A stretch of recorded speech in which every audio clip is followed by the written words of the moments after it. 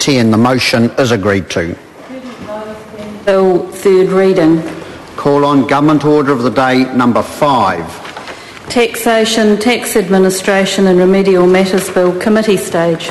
I declare the House in committee for consideration of the Taxation, Tax Administration and Remedial Matters Bill. Mr. Speaker. Mr. Chairman.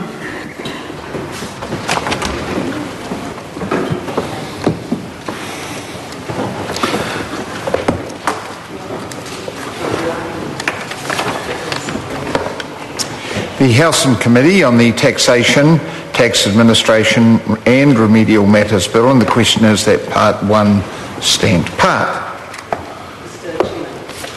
Honourable Leanne Daleshill. Mr. Chairman, I stand as somebody who wasn't on the Select Committee, so I've got a number of questions for the Minister that perhaps can assist me get a better understanding of the particular issues that are covered in Part 1. As I understand it, some of the main provisions in Part 1 relate to foreign investment PI rules, and of course because that is such a complex area of work, and as I understand it, it was actually introduced by way of supplementary order paper, which was then referred to the Select Committee after the bill had been referred. The Select Committee, as I understand it, took on board the need for some of the changes to be made and felt that it was appropriate to call submissions on the supplementary order paper and to deal with it as an amendment or to report it back to the House with the provisions of the supplementary order paper included within the bill. And this does seem to me to be a sensible way of approaching significant changes to legislation after they've already been introduced, and it's a very good mechanism to ensure that the public do still have the ability to have a say on matters of significance, even though they have been introduced after the legislation has been introduced. And I guess the question that I'd like to know the answer to personally is whether this was because the SOP wasn't ready for inclusion in the main bill, or whether it was something that came up subsequent to the bill being referred, and therefore the bill was seen as a sort of a convenient vehicle upon which to attach these rule changes.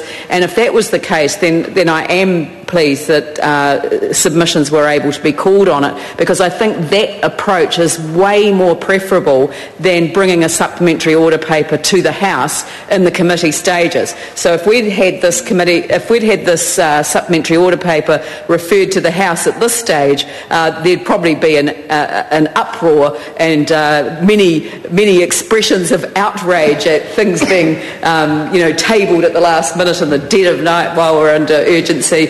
And of course it's not going to get that treatment today because of course it's been through a good process and there were submissions called on it.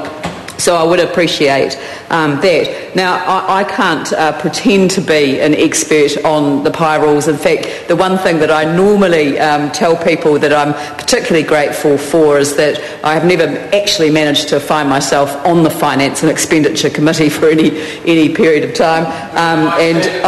I do understand that the new Minister who formerly chaired the Finance and Expenditure Committee and probably was chairing the Finance and Expenditure Committee for a considerable part of this piece of legislation, if not all of the legislation, I think he did a very fine job as chair of that committee, and no doubt that's what's seen him promoted to the high ranks that he's already managed to achieve. But I'm not an expert on the PI rules, and I would like the Minister, for the sake of the record of the House, to actually go through the different elements of the adjustments that have been made, the purpose of them, and how they are intending to be applied with the new legislation in place. It does seem to me that the Select Committee did take considerable time and effort to get not just accept this supplementary order paper